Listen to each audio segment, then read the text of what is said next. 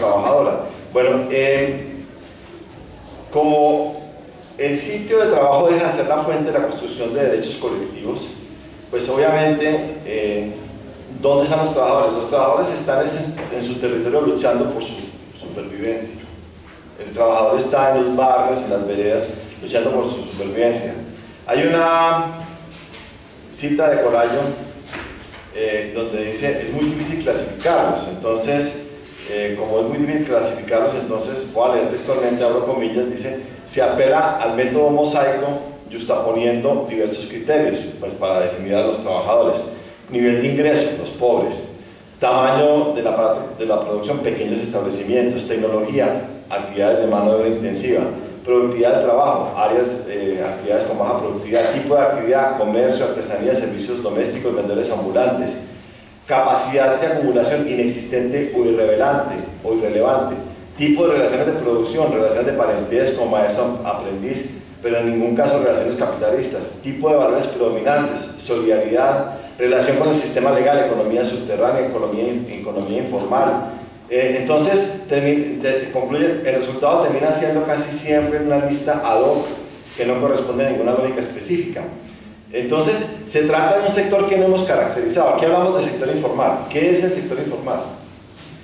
Es un sector completamente precarizado, que no está, digamos, realmente reconocido. En eso hay ahorita, digamos, hay una corriente de pensamiento que se está construyendo desde lo económico que llama la economía popular, que parte del principio de que no sabemos de qué estamos hablando, pero tenemos que hablar de la economía popular, y entonces tenemos que pensar, sentarnos a eso. Eso apenas está comenzando, no está caracterizado, pero de alguna manera cualquier modelo alternativo pasa por ahí, porque finalmente ellos, más que reproducir el capital, lo que están reproduciendo es la vida. O sea, la reproducción, es que ya el capitalismo está llegando al grado tal de que ya no necesita hacer gastos, o sea, para reproducir la fuerza de trabajo, porque ya no necesita fuerza de trabajo, lo que está es simplemente mitigando la tensión social. Eso es Familias en Acción, eso es Programa Adulto Mayor, eso es todos esos programas que hay por América Latina donde buscan la mitigación social, porque ni siquiera ya el capitalismo está pensando en reproducir la fuerza de trabajo. Entonces, ¿dónde están esos personajes? Bueno, pues yo los digo, son las madres comunitarias de los barrios populares, los vendedores ambulantes, los desplazados,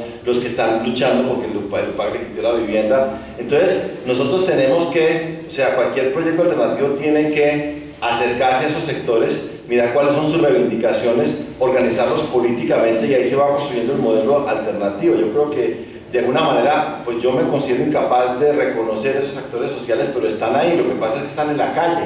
Cuando salimos a la calle los vemos caminando por la calle, pero no somos capaces de reconocerlos. Eso es lo que finalmente se dio en Ecuador y en Bolivia, y parcialmente en la Argentina, cuando empezó el proceso de la crisis del 2001, cuando salieron los piqueteros, los trabajadores que tomaban las fábricas. Ya después, digamos, en Argentina, pues probablemente el proceso político cooptó eso, pero de alguna manera Ecuador y Bolivia es un reflejo de esos famosos movimientos sociales que se terminan politizando.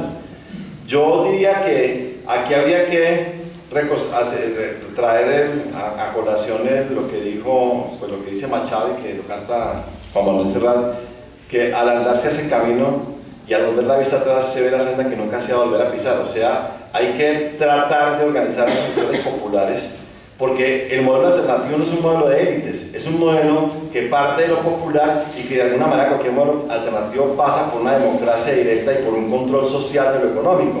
Claro, el problema es que en Colombia hay un problema muy complicado, y es el problema del conflicto. O sea, el problema del conflicto se le atraviesa cualquier movilización social, porque inmediatamente todos sabemos termina atrapado en el tema de que los actores armados inmediatamente los vuelven objetivos militares.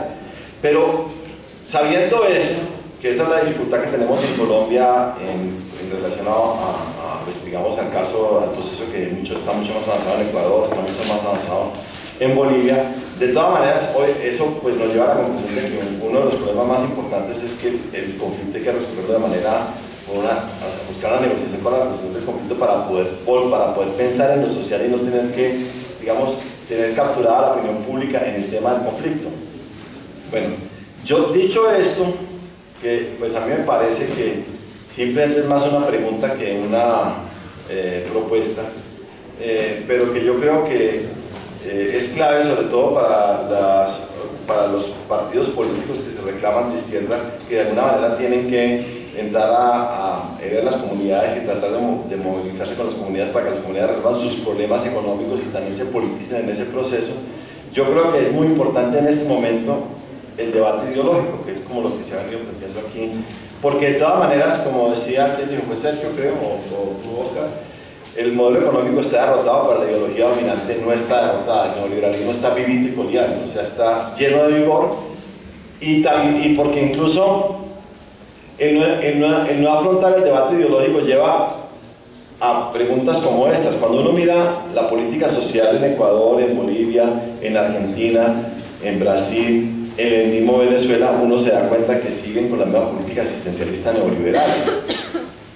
En parte porque, bueno, en parte porque usted no puede montar los programas sociales, en parte porque no hay, digamos, claridad de que el nuevo proyecto social, ¿qué significa? ¿Hacia dónde se tiene que dirigir? Obviamente hay que derrumbar los paradigmas vigentes, por ejemplo, que los mercados son los que deben dirigir la economía, el Estado debe dirigir la sociedad y la economía. El problema un poco es que no se trata de que el Estado dirija la sociedad, porque la pregunta es, el Estado no es una máquina neutral. O sea, un poco el planteamiento que se está haciendo aquí en torno a esto es que no se trata de defender el Estado por defender al Estado.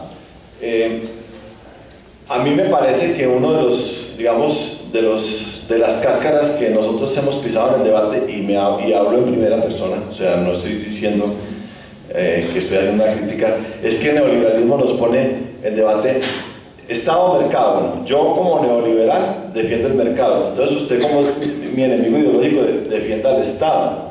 ¿Y qué Estado estamos defendiendo? O sea, porque finalmente el Estado no es una máquina neutral. Lo que yo planteo un poco, que lo que hay que reivindicar es lo público, y lo público implica, pues, que tiene que ver con la opinión pública, son temas que interesan a la sociedad, sobre la cual la sociedad se hace con preguntas políticas y sobre la cual la sociedad quiere intervenir políticamente.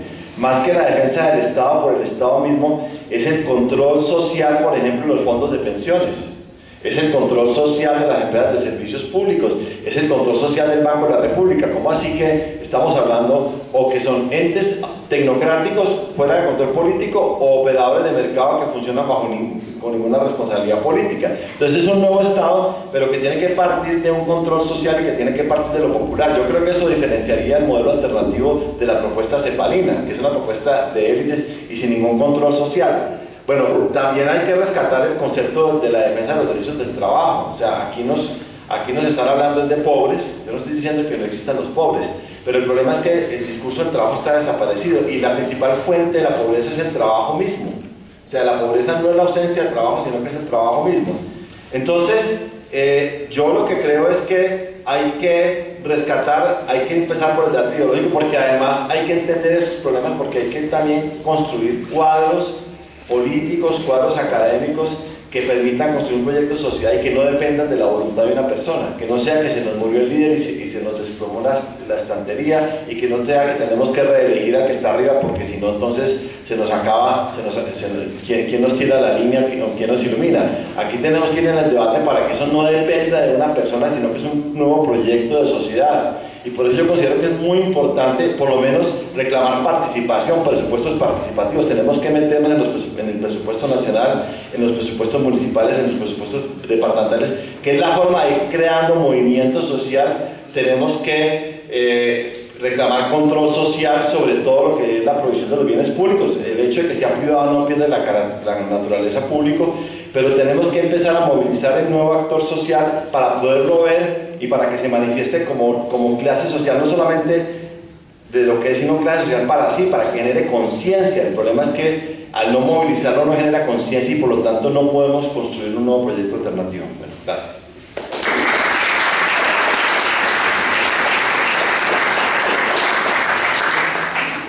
Muchas gracias, profesor César Giraldo.